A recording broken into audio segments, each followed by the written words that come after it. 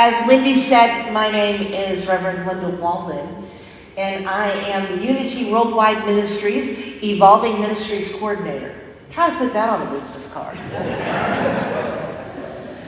The thing I want you to remember about that is that word, evolving. Merriam-Webster's dictionary says that evolving is the process of unfolding or continuous change to a higher or better state. That is freedom. Because it means that we are always changing. Believe it or not, you are not the same person that you were when you went to bed last night. Scientifically, you sloughed off about 1 million cells. And so it's like a whole new body. I wish mine would look a little younger though. I'll figure that part out. So you are not the same person that you were when you went to bed. You had a whole set of experiences yesterday that shape how you think and how you feel and how you see the world. And so evolution is what my guru used to call a choiceless choice. However, evolution can be like watching paint dry on a wall. And some of you are really comfortable with that. Or it can be like, for me, evolution is like a roller coaster ride.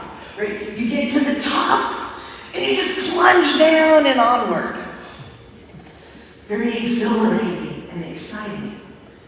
But we are always evolving. And that's what I love. Someone asked me how I like my new job. It's what I love about it. Because I have a commitment and a passion to helping people transform their lives. Evolving into a better state. Into a higher consciousness. And now I get to share that not only with individuals, I get to share that with ministries. So I don't know if you've noticed or not, but things are not the way they used to be. And public service announcement, for those of you that are waiting for things to get back to normal, not happening. There isn't any going back.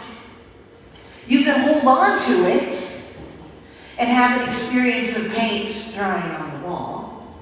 You can hold on to it or you can let go of it, but you're not ever going to be back there. Activist and author Joanna Macy calls this the great unraveling. And I love that. She says it is where old systems break down, not just globally, but personally. Do you see things differently than you did before COVID? Anybody? Do you have different values? Absolutely.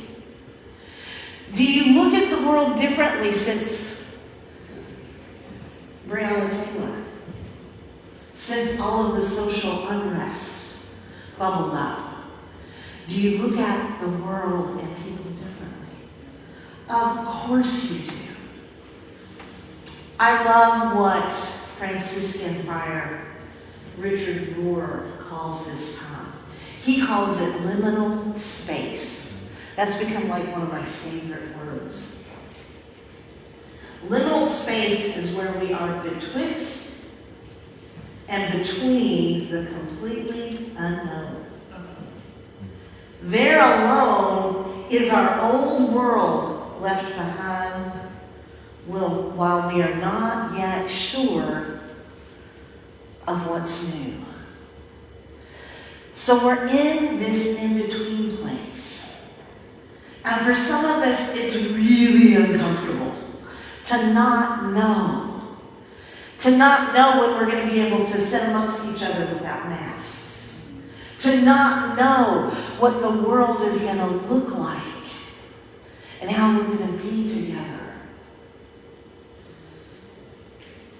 Next year, next month, next week. And yet I want to tell you, this is the most exciting time to be alive. Just like the roller coaster, right? You're up at the top. It's exhilarating and terrifying at the same time. My friend Jim Lee would say, my God, what a fantastic time to be alive. Because it is in the unraveling. It is in this time of letting go that we create space for what is possible. I believe that we stand on the precipice of a spiritual revolution. A revolution is a change in the way we think about things, a change in the way we envision things.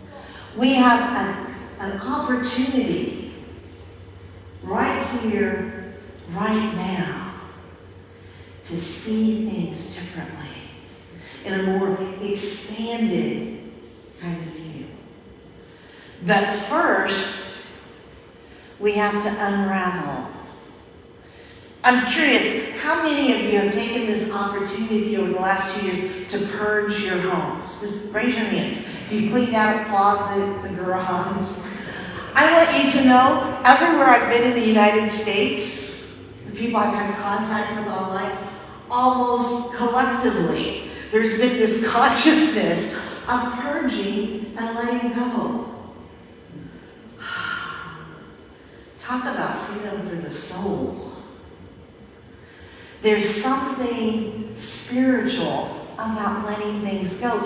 In Unity, we call it the power of elimination and renunciation. When we let go, we create space. And so I invite you in this great unraveling to begin to unravel the things that you've been clinging to. The way you thought church was supposed to be. The way you thought spiritual community looked like. The way you thought your life was going to unfold. I invite you into a spiritual revolution. Into a time of looking at things differently. Because as we let go and we create this space, we enter this really important time that Macy calls the Great Turning. Because it's an opportunity to shift our perception. It's an opportunity to shift the way we look at things. And she talks about this idea of, in this turning, seeing with new, ancient eyes. I like that idea too. In the big books of Alcoholics Anonymous, there are a set of promises that happen when you're in recovery. One of those promises is, I will not regret the past, nor wish to shut the door on it. So in this spiritual revolution, you don't have to shut the door on the past, because it's shaped who you are right here in this moment. You don't have to shut the door on it, nor is it a time for us to look back with regret. There are things in this world we have not done well. We've not been kind to our earth. We've not been respectful of one another. But we don't have to stay in regret. Instead, we bring the wisdom of the past forward. And we see with new, ancient eyes. That means seeing things differently, but with the wisdom of the past. Sometimes I say, I'd give anything if I had the energy of a 20-year-old again. Like, I was crazy when I was 20. But then I think about that. Yeah, I was crazy when I was 20. No, what I really mean is not that I want to be 20 again. I want to have a 20-year-old body and a 16-year-old mind. That's what I want. I want to have the newness with the wisdom that has come with age. That's part of this new turning. You see, we get to take all the collective wisdom that has created this community, all the wisdom that has created who we are, and we get to tell a new story. We get to decide how we're going to show up. We get to decide who we're going to be now. We get to decide how we're going to organize ourselves personally and as a spiritual community. My God, what a fantastic time to be alive. You're being invited to let go of the past, to be grateful for where we are right now. The most helpful thing for me in the last 2 years has been to make peace with whatever's going on right now. To understand the blessings. The first time I said to my congregation in Fort Wayne, COVID-19 is a blessing. You can hear people gasp. Like, is she not reading the newspapers? Is she not listening to the CDC? But it has. It has been a blessing. It's been painful. And it's been hard. But it has been a blessing. I needed a pause in my life. Like, I needed somebody to say, Glenda, stay put with yourself. I needed it. COVID was an opportunity for me to reevaluate where I put my time and energy. And whether or not, or how, that does or doesn't align with my values, what I hold nearest and dearest in my heart. The social unrest has been a blessing. It's been hard. It's hard to take a look at ourselves, to really look at ourselves. But what a blessing. What a blessing to look at who we truly are, how we identify, how we are in relationship with other people. What a blessing. So in the midst of chaos and change and this great unraveling, I want you to take a moment to be grateful. So do that right now for me. Just close your eyes for a moment. And think about what you have, what you've been through, where you've been, where you are now, and the things that you are grateful for.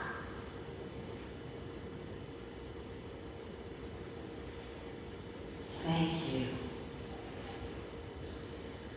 We are invited into a spiritual revolution where we remember to be grateful for the chaos. Where we are reminded that we can let go of whatever is not life-giving. That was my big aha in the last 2 years. I now evaluate things on whether they are life-draining or life-giving. Because sometimes we just hold on to things because they're comfortable. Because that's what we're used to. And we don't stop to think, is this draining life from me or is this feeding me? We are in a time where we have the opportunity to build life-giving systems. In the great turning, you get to co-create with the one power and the one presence. You get to co-create a world that works for everyone. You get to co-create a spiritual community that now is a reflection of your values, a reflection of the things that are emerging in you, a reflection of the changes. Remember, I said evolution wasn't a choice. It can be paint drying on the wall. It can be the roller coaster ride, or somewhere in between is probably more comfortable. But evolution is always happening. It makes sense that our communities should evolve with the rest of us. I invite you into a spiritual revolution. A spiritual revolution. Because we have such an opportunity, my friends. Such an opportunity to be a light in this world. Such an opportunity to find new freedom. And it's up to us what we choose. I want to close with a poem by Joanna Macy about hope. I have hope because of evolution. I have hope because I know that no matter what today is like, tomorrow is definitely going to be different. I have hope, which is why I am where I am at Unity Worldwide Ministries. I have hope for the unity movement. I know that we have what the world needs. And I know the time has come to move beyond our four walls. In our homes, in our churches, the time has come to break down walls and instead to build communities that are life-giving and life-sustaining. Active hope is not wishful thinking. Active hope is not waiting to be rescued by some savior. Active hope is waking up to the beauty of life on whose behalf we can act. We belong to this world. The web of life is calling us forth at this time. We've come a long way, and we are here to play our part. With active hope, we realize that there are adventures in store, strengths to discover, and comrades to link arms with.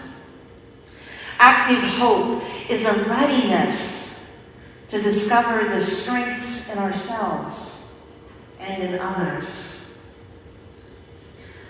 A readiness to discover the reasons for hope and the occasions for love. A readiness to discover the size and the strength of our hearts. Our quickness of mind, our steadiness of purpose, our own authority, our love of life. The liveliness of our curiosity, the unsuspected deep well of patience and diligence, the keenness of our senses, and our capacity to lead. None of these can be discovered in an armchair or without risk. My God, what a fantastic time to be alive. Thank you.